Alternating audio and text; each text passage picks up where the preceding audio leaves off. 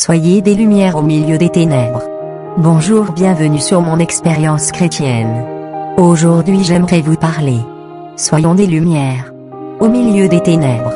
La parole de Dieu dit: au commencement, Dieu créa les cieux et la terre. Genèse 1:1. Posons-nous la question: qui est Dieu?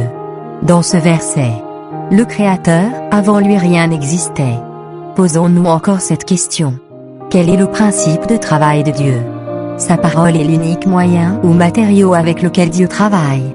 Pour nous, sa parole est l'unique information sur la création du ciel et de la terre. Genèse 1:2 dit: la terre était informe et vide, il y avait des ténèbres à la surface de l'abîme. Et l'Esprit de Dieu se mouvait au-dessus des eaux.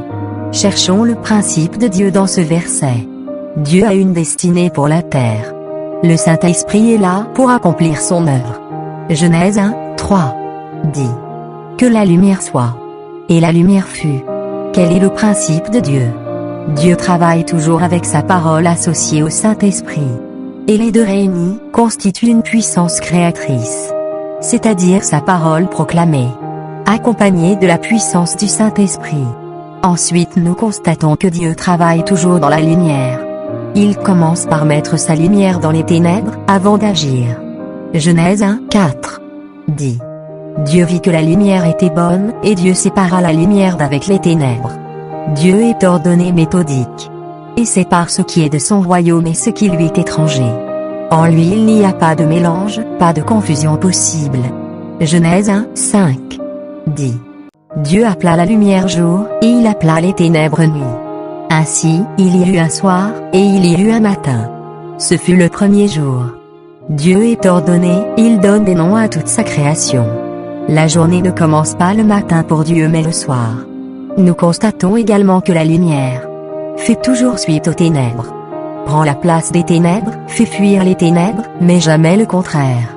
Dès lors Jésus commença à prêcher, et à dire: repentez-vous, car le royaume des cieux est proche. Pourquoi Jésus commence par prêcher la repentance? La repentance nous amène à nous détourner des ténèbres qui donnaient emprise dans nos vies pour permettre à la lumière de prendre la place. Jean 8:12. Jésus nous dit. Jésus leur parla de nouveau, et dit: je suis la lumière du monde.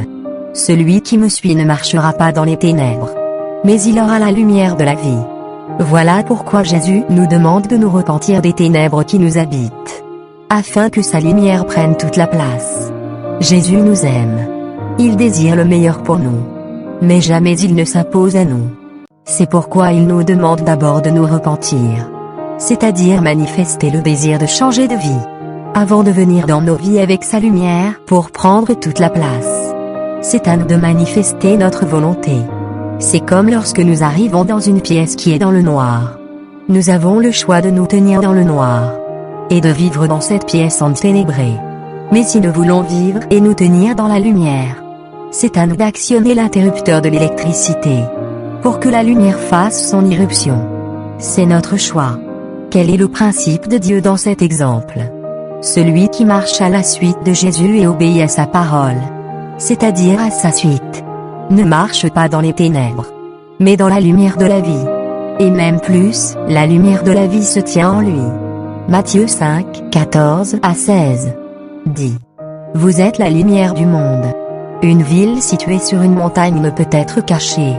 Et on n'allume pas une lampe pour la mettre sous le boisseau, mais on la met sur le chandelier, et elle éclaire tous ceux qui sont dans la maison. Que votre lumière luise ainsi devant les hommes, afin qu'ils voient vos bonnes œuvres, et qu'ils glorifient votre Père qui est dans les cieux.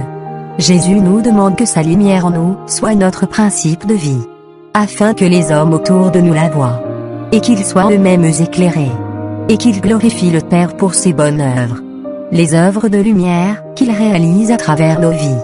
Quel est le principe de Dieu ici? Il fait de nous des lumières, et sa lumière ne se cache pas. Maintenant posons cette question: suis-je en accord avec ces principes de Dieu dans ma vie? Nos vies étaient informes et vides avant de connaître Jésus, comme la terre était informe et vide au début de la création, c'est-à-dire avant que Dieu ne parle. Tout comme Dieu avait une destinée pour la terre, il en a une pour chacune de nos vies. Une destinée. Est-ce que je la connais? Si oui, est-ce que je l'accepte? Notre destinée est résumée dans cette phrase. Tu adoreras le Seigneur ton Dieu et le serviras selon le principe de Dieu. Est-ce que je travaille avec le Saint-Esprit et la parole de Dieu révélée? Est-ce que je mets la lumière de Dieu dans tout ce que j'entreprends? Est-ce que je tranche entre les ténèbres et la lumière de Dieu dans ma vie? Avant de commencer quelque chose, est-ce ce que j'essaie pour voir si ça marche? Ou est-ce que je consulte Dieu avant de commencer? Est-ce que la lumière de Dieu est bonne pour moi? Ou au contraire me dérange-t-elle? Si je n'applique pas les principes de Dieu dans ma vie, le monde va m'imposer les siens. Pourtant la Bible nous dit que dans les principes du monde il n'y a rien de bon. C'est normal puisque le monde est gouverné par le prince des ténèbres. Constatons ce que nous venons de dire avec certains passages de la parole de Dieu. Psaume 112, 4 dit: La lumière se lève dans les ténèbres pour les hommes droits. Pour celui qui est miséricordieux, compatissant et juste. Ecclésiaste 2, 13. Et j'ai vu que la sagesse a l'avantage sur la folie, comme la lumière a l'avantage sur les ténèbres. 1 Pierre 2, 9. Vous, au contraire, vous êtes une race élue, un sacerdoce royal, une nation sainte, un peuple acquis, afin que vous annonciez les vertus de celui qui vous a appelé des ténèbres à son admirable lumière. Voici encore une question à nous poser. Seigneur, est-ce que je travaille avec ton Saint-Esprit en proclamant ta parole? La parole dit que je suis porteur de la lumière.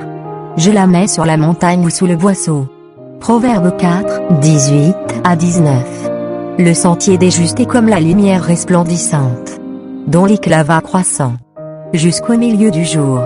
La foi des méchants est comme les ténèbres. Ils n'aperçoivent pas ce qui les fera tomber.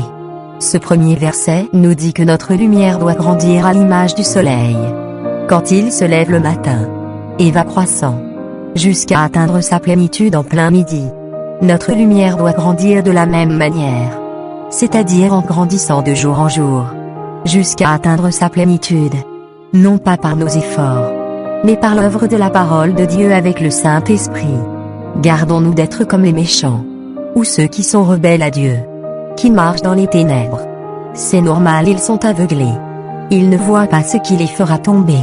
1 Jean 1, 5 à 7 dit: La nouvelle que nous avons apprise de lui, et que nous vous annonçons, c'est que Dieu est lumière, et qu'il n'y a pas de ténèbres en lui. Si nous disons que nous sommes en communion avec lui, et que nous marchions dans les ténèbres, nous mentons et ne pratiquons pas la vérité. Mais si nous marchons dans la lumière, comme il est lui-même dans la lumière, nous sommes mutuellement en communion. Et le sang de Jésus, son Fils, nous purifie de tout péché. Ce passage nous dit que Dieu est lumière, et que pour être moi-même lumière, il me faut marcher dans la lumière, être mutuellement en communion. Et c'est seulement dans cette position que le sang de Jésus nous purifiera de tout péché. Jacques 1, 17 dit: Toute grâce excellente et tout don parfait descendent d'en haut, du Père des Lumières, chez lequel il n'y a ni changement ni ombre de variation. Nous ne pouvons marcher dans la lumière que si nous avons pour Père le Père des Lumières, c'est-à-dire Dieu lui-même. Nous avons le choix, soit nous avons pour Père le Père des Lumières, ou le Père des Ténèbres. Depuis le début de la Bible, Dieu met devant nous deux voies: la vie ou la mort, la lumière ou les ténèbres. Jean 1, 9 dit: Cette lumière, Jésus, était la véritable lumière, qui, en venant dans le monde, éclaire tout homme. Elle était dans le monde, et le monde a été fait par elle, et le monde ne l'a pas connue. Ce verset nous montre l'incompatibilité entre la lumière et les ténèbres. Pourquoi les hommes n'acceptent pas la lumière? Pour cacher leurs œuvres mauvaises, nous dit Jésus. 1 Timothée 6, 16. Le roi des rois est le Seigneur des seigneurs, qui seul possède l'immortalité, qui habite une lumière inaccessible, que nul homme n'a vue et qu'il ne peut voir, à qui appartiennent l'honneur et la puissance éternelle. Psaume 182 dit: Dieu s'enveloppe de lumière comme d'un manteau. Dieu promet d'être lumière pour son peuple. Ésaïe 79 et 20 dit: Ce ne sera plus le soleil qui te servira de lumière pendant le jour, ni la lune qui t'éclairera de sa lueur, mais l'Éternel sera ta lumière à toujours.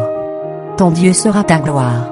Ton soleil ne se couchera plus, et la lune ne s'obscurcira plus, car l'Éternel sera ta lumière à toujours.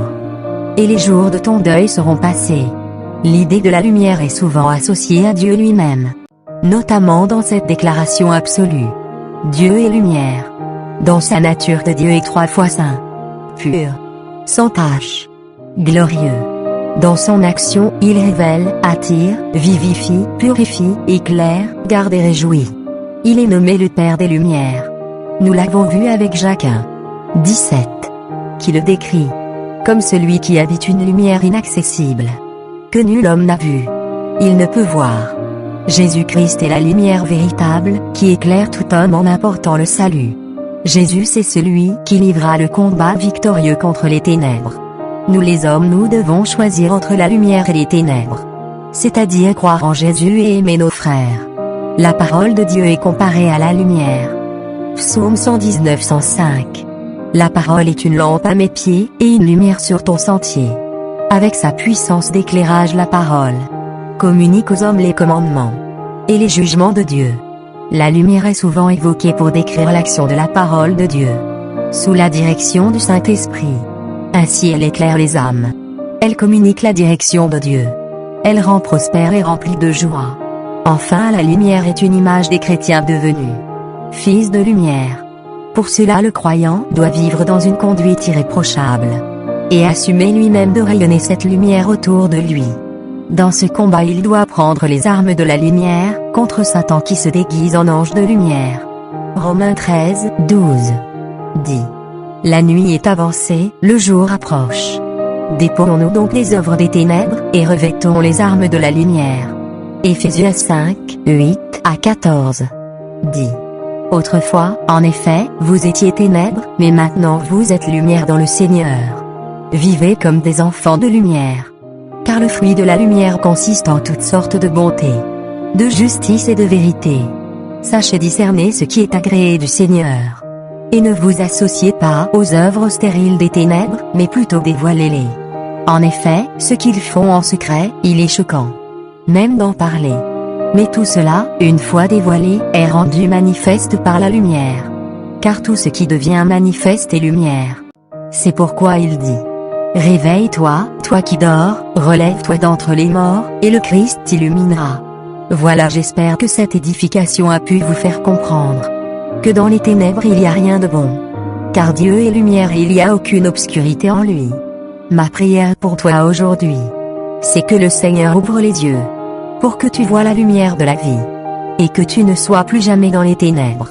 Que toutes les choses du monde pâlissent à la vue de la lumière du Seigneur. Sois béni puissamment dans le nom précieux de Jésus-Christ.